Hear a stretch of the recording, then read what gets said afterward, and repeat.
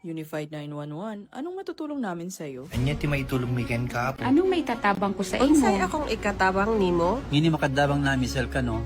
Sa anumang wika o dialekto, may tulong na darating sa iyo.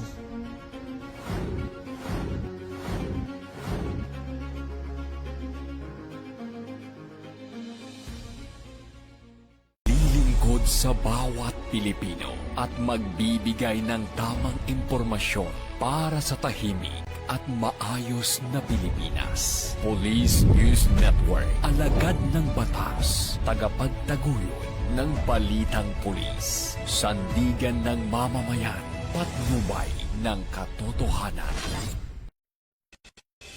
La Campo Crame, maghahatid ng pinakahuling kaganapan at nagbabagang balita. Ito ang PNN Police News Network. At ngayon, ang inyong mga tagapagbalita. Magandang araw, Bagong Pilipinas. Ako ang inyong alagad ng batas, tagataguyod ng Balitang Pulis, Patrolman Edwin Baris. Maghahatid sa inyo ng tamang balita, kwento ng pulis at serbisyo para sa mamamayan at ito ang PNP News Online. Ang pangunahing balita ng Police News Network, alagad ng batas, tagataguyod ng Balitang Pulis.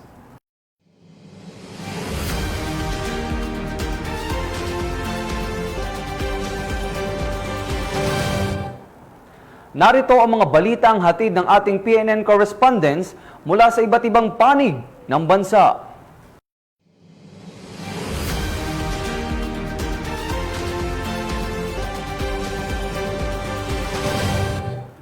Nagniningning ang mga ngiti ng mga membro ng Police Regional Office 1 matapos ang pagdaraos ng ceremonial lighting sa La Union.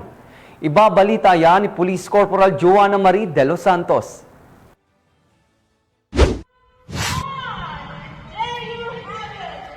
Nagningning sa diwa ng Pasko ang PRO1 Grandstand sa isinagawang ceremonial lighting of the Belen na pinangunahan ni Police Brigadier General Dindo R. Reyes, Regional Director ng Police Regional Office 1, nito lamang Miyerkules ng gabi.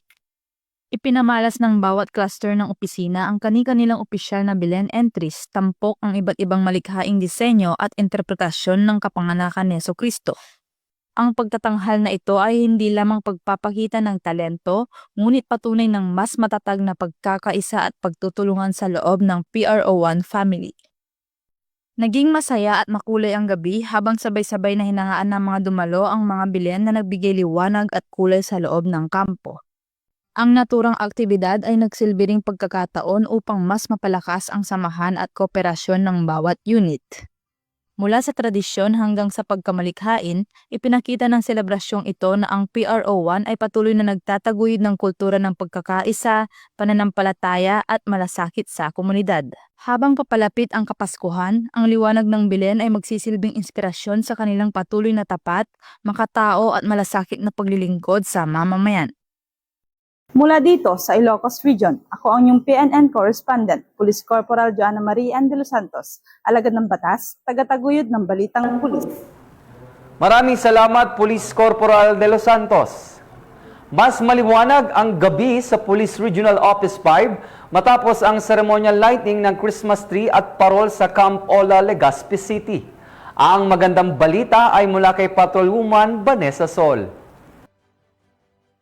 Patuloy ng diwa ng pagkakaisa at malasakit ngayong Kapaskuhan, isang makulay at makabuluhang aktibidad ang isinagawa sa Camp Brigadier General Simeon A. Ola sa Legazpi City, Albay. Makulay na liwanag at masayang himig ng Pasko ang bumalot sa Camp Ola sa ginanap na ceremonial lighting of Christmas tree, lanterns, and lights nitong gabi. Pinangunahan ng mga opisyal ng Police Regional Office 5 ang sabay-sabay na pag-iilaw ng napakalaking Christmas tree at mga parol na nakapalamuti sa loob ng kampo. Simbolo ng pag-asa, pagkakaisa at patuloy na serbisyo ng kapulisan sa komunidad.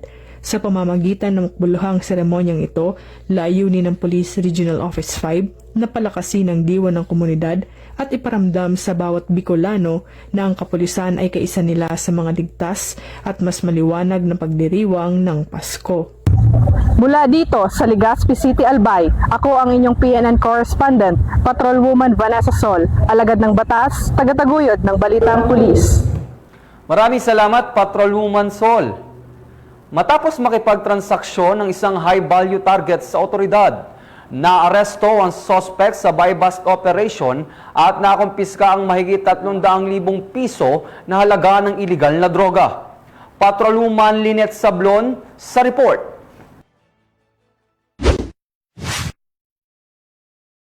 Arestado ang isang hinihinalang high-value individual na kinilalang si alias Bebang, isang PWD at miyembro mano ng LGBTQ community matapos ang matagumpay na drug bypass operation sa barangay Lagoda, La Paz, Iloilo City dito lamang katatlo ng Disyembre taong kasalukuyan. Nasamsa mula sa suspect ang isang plastic sachet na hinihinalang shabu gamit ang 8,000 pesos na bypass money. Bukod dito, nakumpiska rin ang 5 karagdagang sachet na hinalang shabu na may kabuang timbang na humigit kumulang 55 gramo na tinatayang nagkakahalaga ng higit 300,000 pesos. Ang operasyon na pinangunahan ni Police Captain Roque Jimeno III, Officer in Charge ng City Drug Enforcement Unit 6. Nasa kusidiya ng pulisya ang suspect para sa kaukulang dokumentasyon at nakatakdang sampahan ang kasong paglabag sa Republic Act 9165, ang Comprehensive Dangerous Drugs Act of 2002. Patuloy na nanindigan ang Philippine National Police sa kanilang layuning sugpuin ang iligal na droga at panatilihing ligtas ang komunidad. Bagong PNP para sa bagong Pilipinas,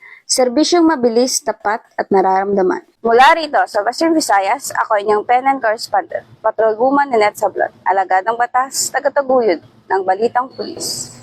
Maraming salamat, Patrolwoman Sablon.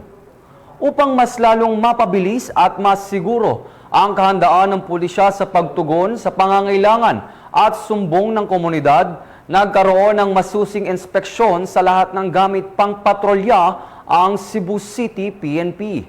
Ibabalita yan ni Patrolwoman Flora May Azares.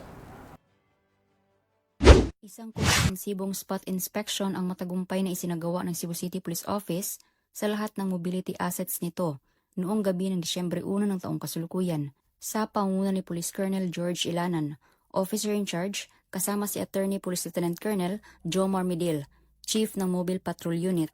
Sa nasabing aktibidad, masinsinan nilang sinuri ang lahat ng issued mobility assets ng tanggapan, mga organic at loaned vehicles, upang matiyak na ang bawat patrol car at iba pang mark units ay nasa maayos na kondisyon, malinis at ganap na napapakinabangan para sa pang-araw-araw na operasyon. Bahagi rin ng inspeksyon ang pagpapatibay ng accountability sa wastong paggamit at regular na maintenance ng mga sasakyan. Binigyang diin ni Police Colonel Ilanan na ang maayos na pag-aalaga at tamang kondisyon ng mobility assets ay mahalaga upang masiguro ang mabilis at epektibong pagtugon ng kapulisan, lalo na sa mga insidente na nangangailangan ng agarang presensya ng PNP. Aniya, ang well-maintained vehicles ay malaking tulong upang maihatid ng CCPO ang dekalidad na serbisyong pangseguridad sa komunidad. Muling tiniyak ng Cebu City Police Office sa publiko ang kanilang patuloy na paghahanda, operational readiness at dedikasyon sa public safety, kasabay ang pagpapalakas ng kanilang logistical at mobility capabilities bilang suporta sa kanilang mandato na protektahan at pagsilbihan ang mamamayan ng Cebu City. Mula dito sa Cebu City, ako ay inyong Police News Network Correspondent, Patrolwoman Flora May Azares, alagad ng batas, tagataguyod ng Balitang Pulis. Maraming salamat, Patrolwoman Azares. Arestado ang isang lalaki matapos silbihan ng warrant of arrest para sa kasong murder ng mga membro ng 1st Samar Provincial Mobile Force Company. Patrolwoman Cristel Palapax, ibalita mo. Arestado ng mga otoridad ang isang lalaking wanted person na may kasong murder matapos mahuli sa Barangay de Victoria, Oquendo District, Calbayog City. Bandang alas 11:50 ng gabi nang maresto ang akusado ng mga tauhan ng 1st Samar Provincial Mobile Force Company sa bisa ng warrant of arrest para sa kasong murder na walang inirekomendang piyansa. Dinala ang akusado sa Calbayog City Police Station para sa kaukulang dokumentasyon at tamang disposisyon. Ang matagumpay na pagkakaresto sa akusado ay patunay lamang na epektibo ang pagpapatupad ng pambansang pulisya sa kanilang sinumpaang tungkulin na maghatid ng serbisyo publiko para sa mas payapa, ligtas at maunlad na bagong Pilipinas. Mula dito sa Eastern Visayas, ako ang inyong PNN correspondent, Patrolwoman Palafox, alagad ng batas, tagataguyod ng Balitang Pulis. Maraming salamat, Patrolwoman Palafox. At yan ang iniulat ng ating PNN correspondent mula Luzon, Visayas at Mindanao. At mga ka-PNN, 21 days na lang, Pasko na.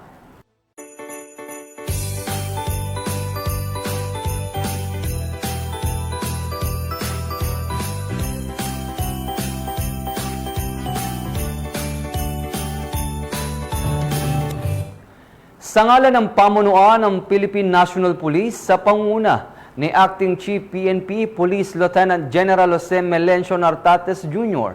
at sa pamumuno ni President Ferdinand Bongbong Marcos Jr., kami ay maglilingkod sa bawat Pilipino at magbibigay ng tama at balanseng balita. Mula rito sa tanggapan ng tagapag-ugnay ng Pambansang Pulisya ng Pilipinas, kami ang inyong alagad ng batas, tagataguyod ng Balitang Pulis. Ako ang inyong tagapag-ugnay, Patrolman Edwin Baris. Maghahatid ng tamang balita, kwento ng pulis at serbisyo para sa mamamayan. At ito ang PNP News Online. Ito ang bagong PNP para sa bagong Pilipinas. Serbisyong mabilis, tapat at nararamdaman.